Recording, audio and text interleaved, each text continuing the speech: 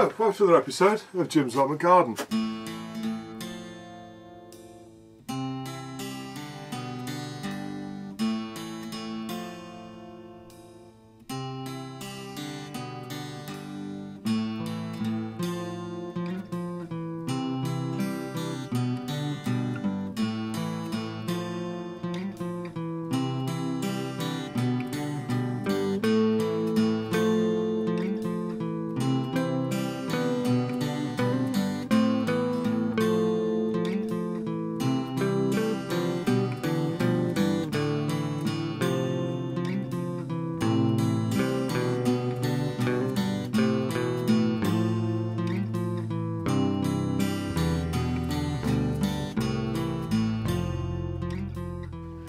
Okay, so what I'm going to do now is explain to you what seeds I'm going to be growing this season. Now, some of these seeds I bought in the autumn of last year from garden centres when the seeds became cheap.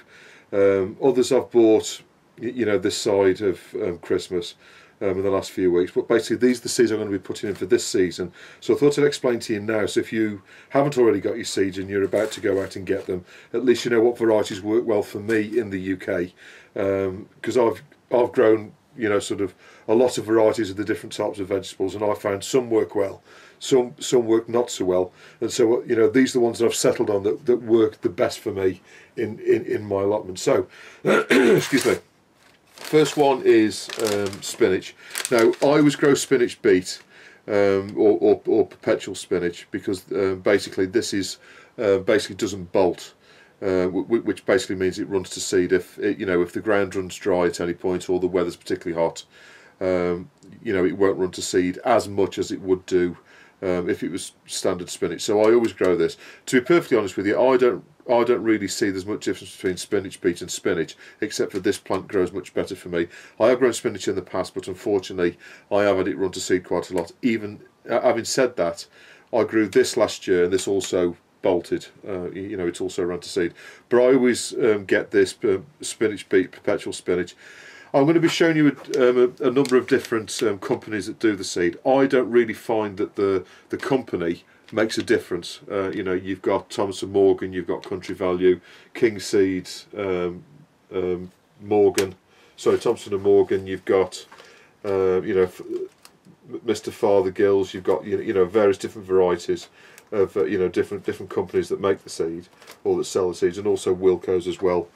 But I find it's the actual varieties that you know sort of really make the difference. So I'm going to be talking about the varieties, but I obviously buy them from a number of different companies, you know, different shops and stuff. But you know, it's all about the variety really, and that's what best suits your you know your particular garden.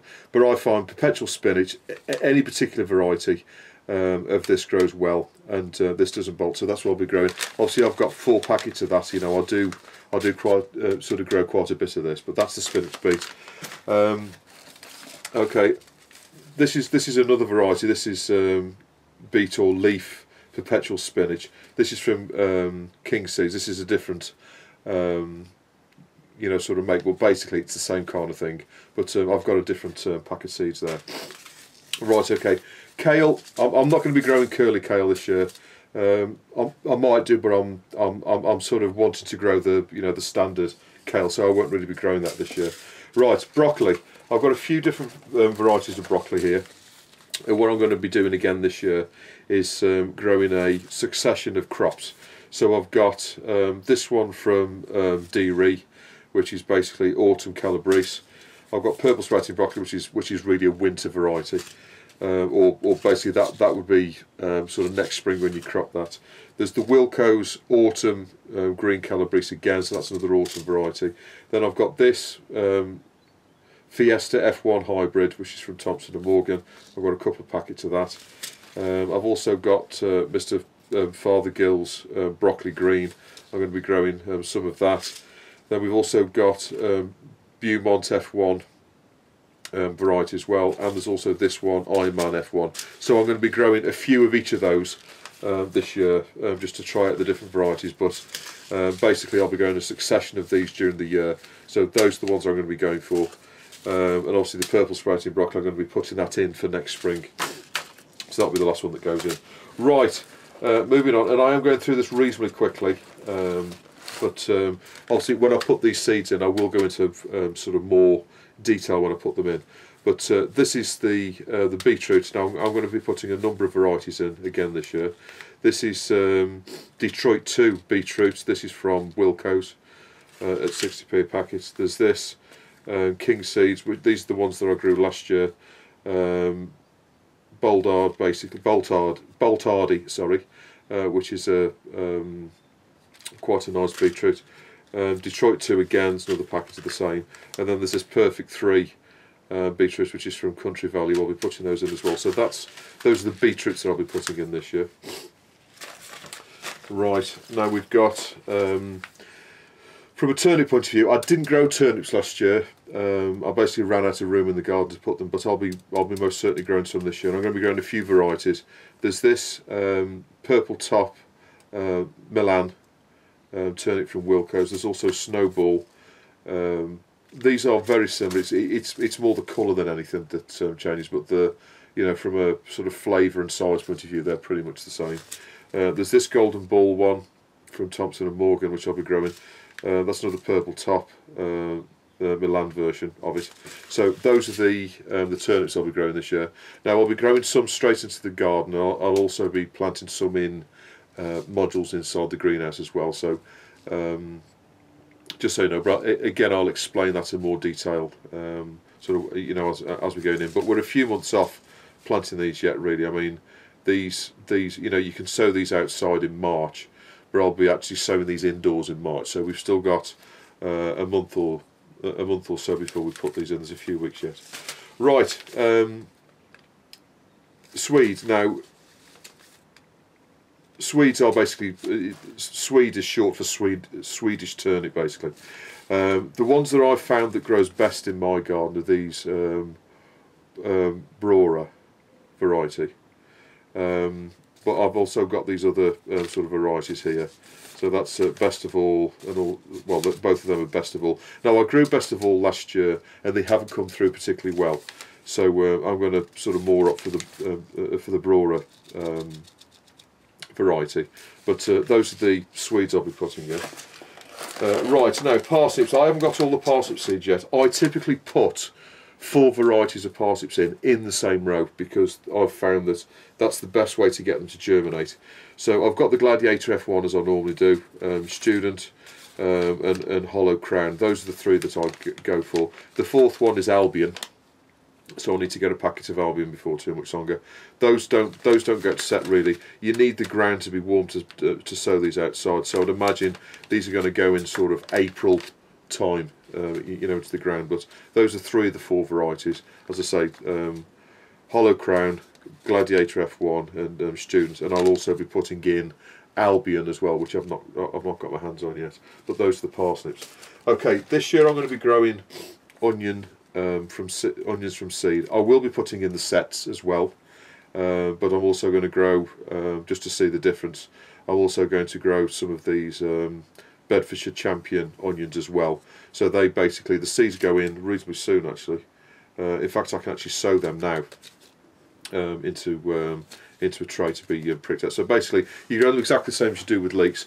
You plant them in a tray, sprinkle seed on the tray, and then basically you prick them out and then sort of grow them on that way. But I will show you in more detail when I put those in. But I'm going to be growing onions from seed this year, as well as putting the sets in the ground. Okay, sweet corn. The trick with sweet corn is, unless you keep them separated, only ever grow one variety of sweet corn. If you put multiple varieties of sweet corn together, you can get some sort of adverse effects where you'll get the cobs sort of exploding because of the cross-pollinating between the two. Not literally exploding, but basically they all turn out a bit weird. So the best bit of advice I can give is, if you are going to grow sweet corn, only grow one variety of it. Pick a good variety. This is an F1, incredible F1 variety. These are from Country Value. I've got a couple of packets there because you don't get so many in a packet. I think there's 25 seeds in a packet, and you typically get, with corn, you typically get, I don't know, probably about 60 to 70% success rate. So I want to have plenty of plants. because you can get some that go a bit sort of they lose the runner in the middle, the the sort of the lead shoot in the middle. So I always grow plenty so I can pick the best plants out when I plant them out. Also, you can get them fail in the ground as well. So I have had that in the past. So what I tend to do is grow plenty of plants, and then always have some spares just in case any of the plants, when you put them out into the ground, don't take, or sort of have some problem or other. So I always tend to grow plenty. So I've got 50 seeds there basically. So I'll be putting those in. Again, these get sown out in indoors in March to May. So it's another couple of months or so before I'll plant these into the pot. But basically, you put 2 seeds in each pot, and then pull out the weaker of the 2 if both come, and then sort of grow them on from there. But again, I'll explain in more detail what to do with those as and when I get around to doing it. Okay, pumpkins. So I'm onto the gourds now. Now pumpkins, I find the best one to grow is this Big Max. Hang on, there's another packet somewhere. Hang on 2 seconds. Here it is. This one, Atlantic Giants. Now those are the ones that most certainly grow the largest. I've only really found these from Thompson and Morgan, but these are the ones I typically grow. There's these other ones as well, Big Macs, and there's another packet of Big Macs. I have grown these in the past, but they grow a smaller pumpkin, probably about sort of 9 to 12 inches in diameter. So they're a nice size for carving for Halloween and stuff. The Atlantic Giants, obviously by the title, they're really big, considerably bigger pumpkins. So I typically go some of those and also some of these. Obviously, unlike corn, you can grow multiple varieties next to each other with no issue at all, unless you want to save the seed. If you want to save the seed for next year and not buy it and actually save the seed from the pumpkin, you need to grow them separately because they will cross-pollinate, and then you get a sort of some kind of variety between the two. Which isn't really a problem with pumpkins, but when you start growing butternut squashes and courgettes by them as well, which are obviously the same family, but all part of the gourd family, then you'll get some weird sort of pumpkin stroke courgette type plant, which I have had in the past, and obviously that's to be avoided. So pumpkins, I'm going to be growing Atlantic Giant, I'm going to be growing a few of those, so I'll probably about half a dozen of those in, and then I'll be putting some of these Big Macs pumpkins in as well. Butternut squash, this is exactly the same variety as I grew last year. In fact, that's the same seed packet. I've still got some left in there, but I've bought another packet anyway. But these are the winter butternut butterfly F1.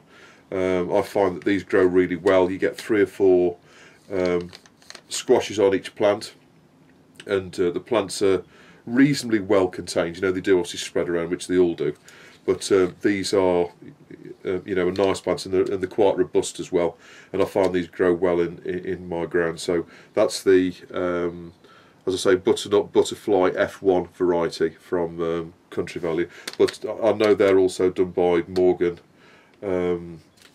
Thompson and Morgan, and Sutton Seeds as well. I've seen do that one. Courgettes, I've not bought any more this year. These are the same varieties as I grew last year. So we've got Golden Rush F1, and we've also got this Goldener courgette as well. I always typically grow gold ones for no other reason that they taste exactly the same as the green ones, but they just basically look nicer in the cooking. So those are some that I'll be growing again this year. Okay, one thing that I've not grown very much of in the past is celeriac, and this variety is Monarch from Groshaw or Unwin's. So I'll be growing that this year. Now, when you sow the seed of this, the seed's really small. It's almost like cress seed.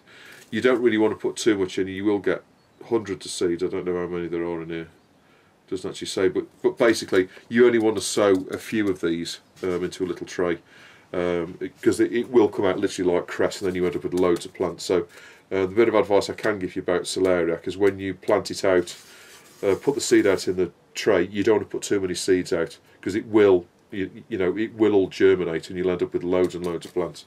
And celeriac's a nice vegetable, but it's you don't typically use it in too many dishes. Obviously goulash is one typical dish that you use celeriac in, and obviously you can roast it as well, but for like Sunday dinners and stuff like that. But I would recommend you don't grow too much celeriac, otherwise you're going to end up with loads of it.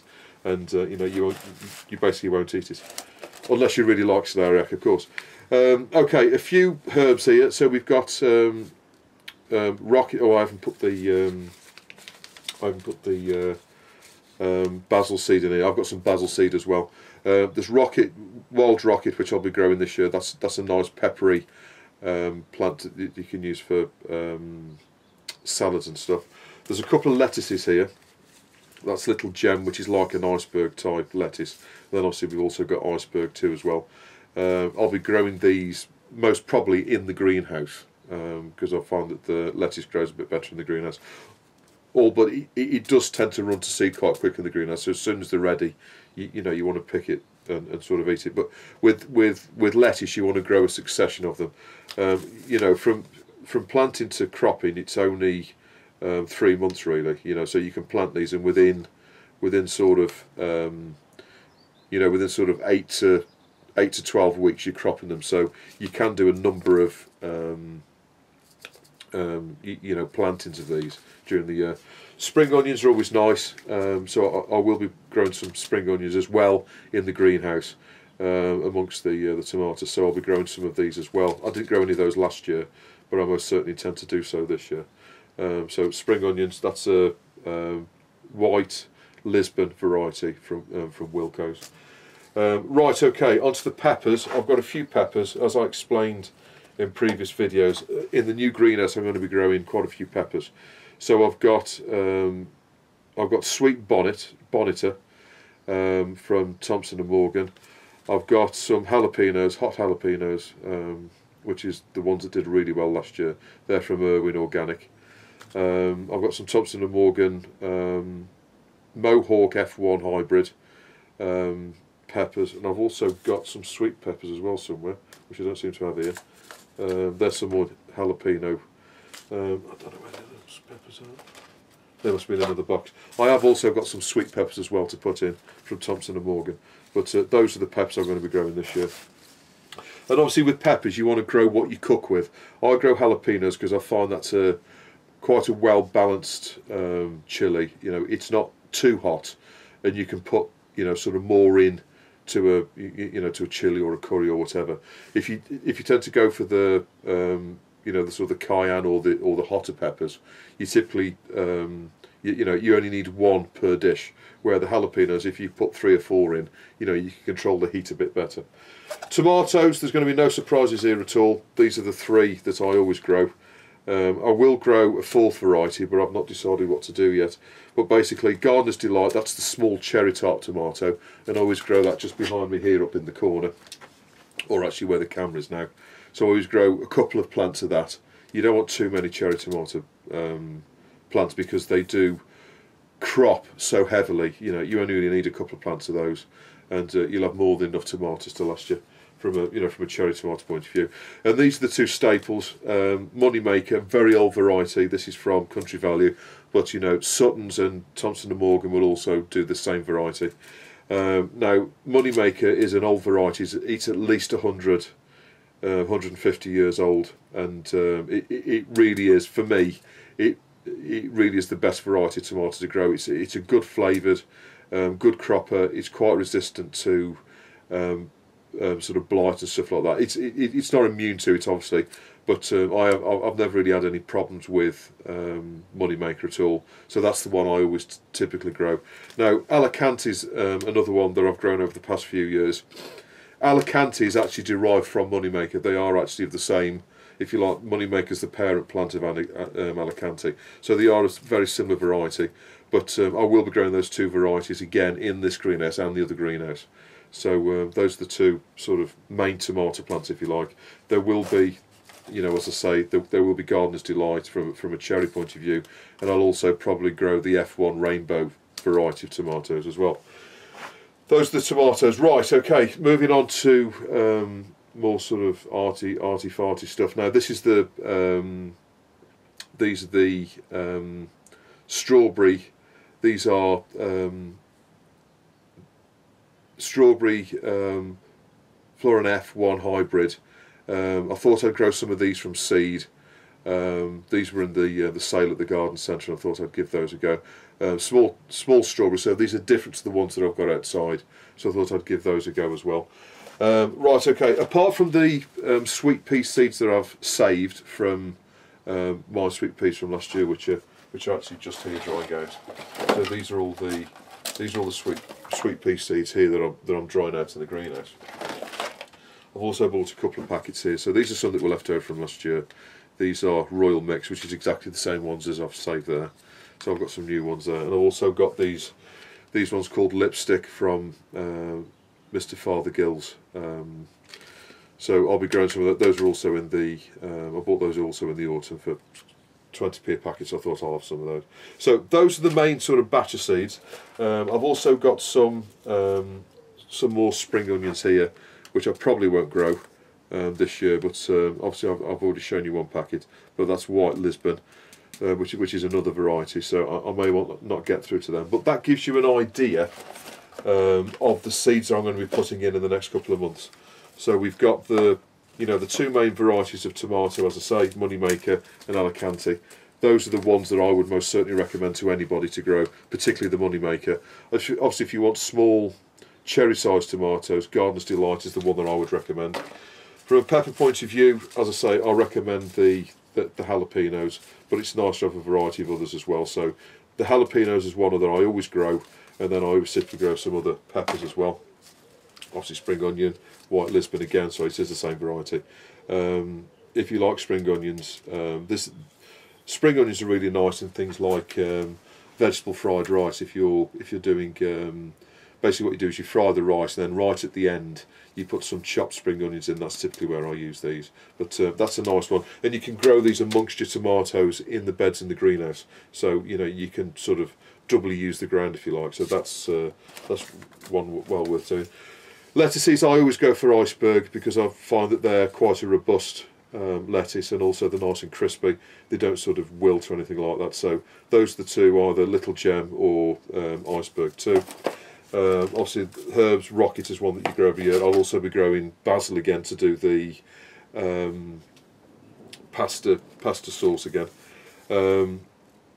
Celeriac Monarch is the variety I'm going to be growing this year, which I haven't grown for a while. Goldener and Golden Rush F1 courgettes, which is the same as what I grew last year. As I say, Butternut Butterfly F1 squash, butternut squashes, will be the one that I'll be growing this year. If you're only going to grow one pumpkin plant, I would most certainly recommend the Atlantic Giant. If you want one really nice big pumpkin. If you want to grow some that are ideal for carving size, then the Big Max one is the one I'd recommend. Sweet corn, as I say, only grow one variety. They're all pretty much the same, but I'll be growing the Incredible F1 from Country Value. Onion sets, these are the Bedfordshire Champion onions, so I'll be growing them from the seed. I don't typically grow them from seed, I normally just put the sets in, but I thought I'd give that a go this year because I had quite a few bolt last year, not grow particularly well, so I thought I'd grow some from seed. Now onions, really, onions are a vegetable that you can buy very cheaply in shops. So the amount of ground that onions take up and the amount of time that it takes you to weed them out and stuff like that. Onions are the kind of crop where you only really want to grow them if you've got plenty of ground and time. If you have only got a small vegetable patch, I would much recommend that you grow other vegetables and buy your onions from shops, because there's not a lot of difference between shop bought ones and the ones you grow yourself, in my estimation. Parsnips are most certainly a vegetable I'd grow myself. The parsnips you can grow yourself are much better than shop bought. They're much better fresh straight out of the ground.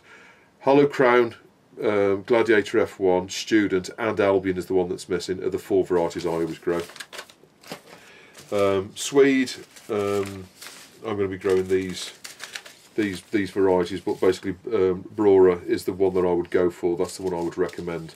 But Best of All is also a good variety, but unfortunately last year didn't grow particularly well for me. Turnips, I'll be growing this variety now. These are all much of a muchness really, but I find that the purple top Milan one is the one that grows best in my ground. I have grown all of these in the past, but that's the one. But apart from the colour and shape, they're all pretty much the same thing. They're pretty much the same size, and the taste is almost the same as well. So, but I'll be growing a variety of those. Beetroot, from a beetroot point of view, the Detroit 2 I would recommend is the one to go for my ground, or Perfect 3. But I find the best of all is Detroit 2. Both of those are from Wilco's, but you can also get them from Sutton and also Thompson and Morgan as well. Broccoli, there's so many varieties out there, to be honest with you, with broccoli, but I would say that the Beaumont F1 is probably one of the best ones to go for. So those are the ones I'll be growing this year, and also Fiesta F1 is good, but I must admit the Beaumont F1 is a heavier cropper. But the problem is, obviously, with an F1 is they'll all typically come together. So if you're like me and you grow 30 plants or more in one go, you're going to end up with 30 lots of broccoli all in one go. So what you're going to need to do is basically chop it up and freeze it, because it all comes in one go. That's the problem with growing an F1 hybrid.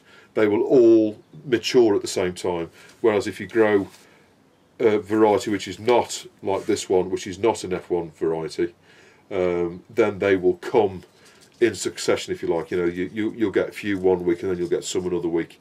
So they will come more staggered, where an F1 will come all together.